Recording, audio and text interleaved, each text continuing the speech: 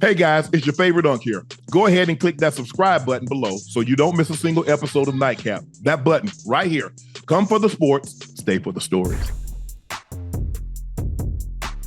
David Bell says, shout out to Shannon and Gil. Glad you interviewed Steve Stout, man who was responsible for a lot of things and hip hop and artists in hip hop. Crazy seeing you in Queensbridge and with Jungle and Wiz and the story.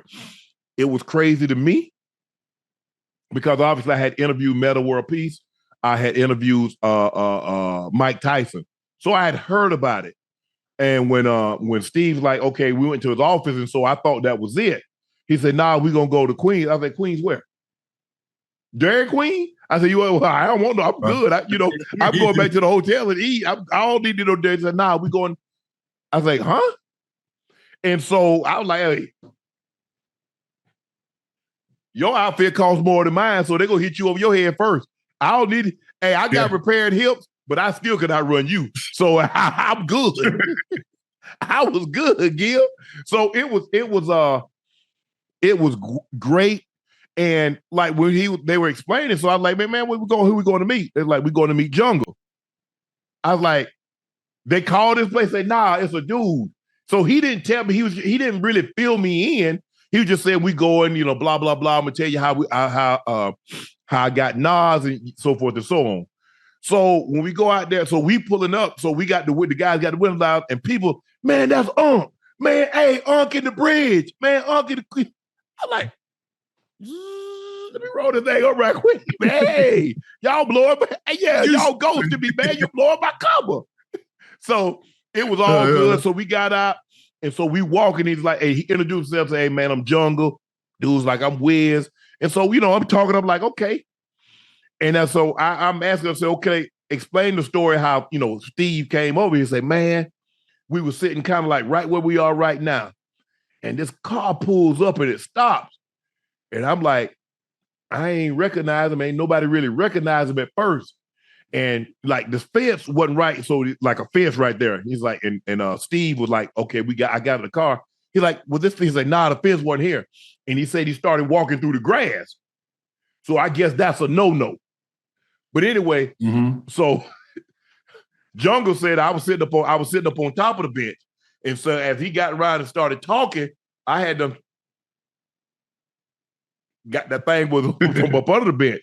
And so by the time I get ready, I grab that iron. Wiz said, nah, man, this the dude that made the beats for Biggie. Oh, he cool. He said, Jungle said, hey, if Wiz had to say that. So it was great. And then we hit Nas up on the phone, and Uncle, man, you in the bridge, man. But it was great. I like going in the field. Look, I like sitting down on the couch. But I like going on the road and seeing guys like I did the piece with Phil Heath, who's a 7-time Mr. Olympia, got to work out with him. So I kind of like going in the field. But it was really cool. And it was cold that day too. It was cold that day. And and the thing with people like, man, Unk got on, man, look what Unk got on. We shot that early, okay? We didn't release it to try to refute anything. I'm going to wear what I'm going to wear. I like wearing Aloe. I like wearing Lululemon. That's what I'm going to wear. But in this situation, man, it was cold in New York, man. You see, I had my hands in my damn pockets. At that time of the night, it was cold. It was in December. Hold up. What was that, Jordan? It was in December. So we taped that in December. Y'all know what the weather is in New York. Hell, if you live in New York, you know damn well even if you live in the United States, you know what the damn weather is in New York in December. So, yeah, I'm not. Listen, I'm all for the field. I'm never going no place where I feel scared. Right? If I feel scared, I'm not getting out of the car. I don't care. It could be like giving out presents. I don't care what it is. I'm not getting out of the car. So you already know. I go to Beverly Hills, Santa Monica.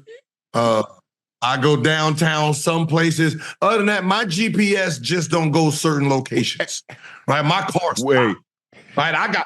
I'm getting a Tesla and I'm going to program it. Hey, when it get past, Compton, all that, turn around. Take me I back think home. the thing is, Gil, a lot of times where you go, the way you carry yourself, the number one currency in any hood is respect. Don't you take your ass in that in wherever you are. Don't you take your ass in there all of a sudden, oh, I'm better than you because I got this. The one thing I've noticed, and I've been a lot of different places, is that I give everybody respect. I show respect. They're going to give you respect. They know who you are now. Yeah. Some people going to say, I don't give a F who you are. Don't run that through here. So I went in there, I always do this, Gil. Every time I meet somebody, how you doing, bro? I'm Shannon Sharpe. Man, we know who you are. Nah, but I'm not arrogant enough to believe everybody does. So it doesn't matter, man. Well, somebody, this is my son. Hey, I'm Shannon Sharpe. So I go places that I'm not familiar with. That's how I carry myself. I'm not, obviously I wouldn't go there because I don't really know anybody in that area. So in that neighborhood. So I don't have any reason to go there. And so I remember when back in the 80s, I had a cousin, he dating this chick. Bro, I hadn't been to Chicago since 1970. It's 1989. Bro, he got me in Cabrini Green. I'm like, bro, I remember, bro, I had never been there. I know what it is. I'm like, bro, what the hell? Oh, like, what, bro, hey, I understand, you got a chick over here and you want to see her, but why she couldn't come to where we are? Or, you pay for a cab or something to come pick her up, bro. You got me over here. I don't know nobody over here. But that's what I've learned is that,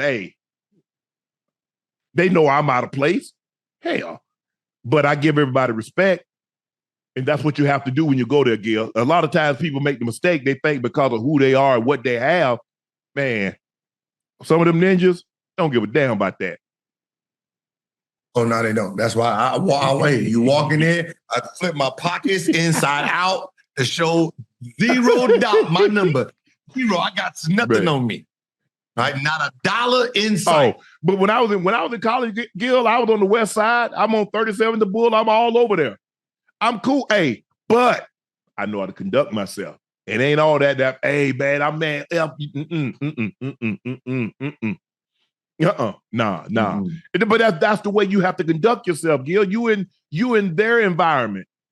You coming out there think you better than, and nah, bro, they chop you down. And you understand that. Get them their respect. I don't care what he does or who he is. I go to the barbershop. It's on the other side of town. When I was in Denver, the barbershop was on. I give people their respect, man. That's how you got to conduct it. I can't feel scared. If I feel scared, I'm not going. You just give people their respect. That's all you got. I promise you. I won't even go to the game if I feel scared. Listen, you think I'm gonna go to the Lakers-Detroit game with Stewart? Like, I'm good. He ran up. That's the one he ran up on the dude from Phoenix, right? What you see what he did to the boy in Phoenix? No, that's another NBA player, let alone me. You crazy as hell. That's one game I want me going to, just in case I park it here in the parking lot. Look, go ahead and say, look here, man. I ain't mean it like that, bro. Let's go ahead and squash this, bro. Dap that thing up and. I didn't mean like that. He just can't read. And now you can't argue with a dude who can't read. Let's see what we got. He really gonna try to come after me because I said that. Yeah, you should have said that. Hey, Dr. Frankie L. Bellamy said, hey, Uncle Gil, your eyes were on high alert in the streets and clean. They were battling back and forth. And you were watching a tennis match. You had the paranoid too. Just joking. Love you. Nah, I was cool because once they told me who he was I was good. I know wasn't nobody gonna run up on us. Jungle? His name is That's Jungle? what they call him.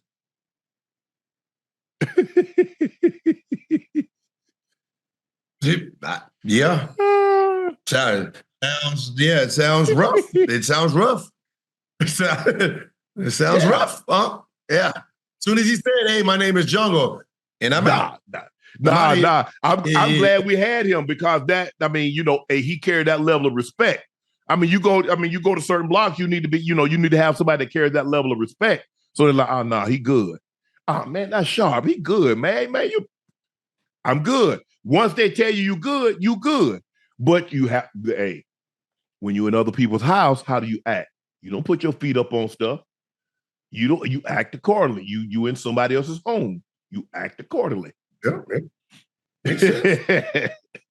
Hey, Marshawn Hunter said, good early morning, Shane. Gail from the east side of Detroit, but it was the neighborhood I dared not go on the west side of Detroit. I'm like Wiz. I kept that thing on me. I mean, hey, most people do. That's the one thing about the hood. Everybody got that thing. Yeah. Mm-hmm. Because where I go get my haircut at in Atlanta, I think Vernon Forrest, the one that got shot, dude tried to jack him. He chased the guy, dude opened up on him. But my barber, there was a store across the street that had, like T-shirts and stuff like that. And somebody robbed the joint. And so they saw it, and my barber was chasing them. Dude turned around and said, bro, this ain't your stuff. You right, man. You right. Hey, I ain't chasing nothing. That ain't mine. And you just running behind somebody, and that's not your stuff. Where they do that at? That's the same thing when I used to steal when I was little. Right? You're stealing out of the store and they trying to check. This ain't yours. You just work there. You gonna get I'm giving up everything. I'm not fighting for nothing. As a matter of fact, I might take him to the safe in the back. How soon can I get you up out of? Hey, man, get out the car. Hey, look here, bro. Hey, as a matter of fact, I only got a half a tank, so I'm gonna make sure you get you a full of up. Hey, I got $100 for you. Get the far away from me as you possibly can. I ain't fighting for nothing. And I already. And hey, some of them people in this chat right now, look, you work at Ralph's or any place again. Just, hey, it ain't your stuff. You still get a check no matter what. Let these people get in and get out. They got shit to do too. This their job. Stealing from your Hey, like I said, dude ran up on me at the payphone. Dude say, you know what it is? I said, man, I ain't got nothing on me. Everything I got in my car, in the side. Man say, Sharpe. I said, yeah, man. He said, man, you know better than the payphone on the west side. You was going I was on the payphone. That was in the 90s. You know what I'm saying? I ain't have no. My brother made me cut my cell phone off, Gil. Man, you didn't have no cell phone. But back then, my cell phone was roaming because I had a 303 area code. So now we're talking about $3-4 a minute. That was before before the after 7 was free and the weekends were free, stuff like that. Yeah. Then man, that thing was high. Bro said, hey man, turn that thing off. Damn. So now, that was before GPS. So I was like, okay. She said, well, I live over here. I'm on such and such, such and such. I said, okay. Hey, man, I done messed around. I'm like, damn. Man, I done got lost. Man, I said, hey, matter of fact, pull up on 37 the Bull Park. I used to go over there all the time. Get my car washed sometime. I just go over there and just shoot a fat. So I was like, man, I pay phone right here. I go on the thing. Dude run up on me. Hey, you know what it is. Ain't what you mean? What is it? Hey, bro, everything I got, my wallet's in the side of hey. He said, man, you better get. Hey, this generation don't know that. Where you got to pull out the Omniac? Nah, hell nah. I knew what it was. I ain't that. Hey, I ain't that dumb. I know enough. He said, hey, you know what it is. I know what it is. Hey, get it, bro. I ain't got nothing. Everything is just. I done told. I could have said I ain't got nothing. What I'm supposed to say? I ain't giving you nothing, punk. Yeah, I've never been in those situations. I'm not even gonna lie to you. Hey, but here's the thing, though, Gil. I mean, look. They see you pull up. I've been fortunate. I mind my business, and like I say, now people kind of recognize who I am. But I mean, I was wrong. Here it is, 10 o'clock, 10:30 at night. I got an SL. I jump out the payphone, the car door open. Hell, he could have just jumped in the car and had the wallet and everything. Because at that point in time, I had the wallet in the side of the SL. Then had a little thing in the side, so I had my wallet down there. But I hadn't carried a wallet in my back pocket probably since high school. I have like a little money clip. You said you had the keys in the car? The car was running. Probably had no driver's license. Huh? So he probably didn't have a driver's license. So he ain't gonna take Well, that. he probably was thinking SL. Look, I had one of the nicest cars from the time I was like a senior in college. I had one of the nicest cars in Savannah. I had a Mercedes in college.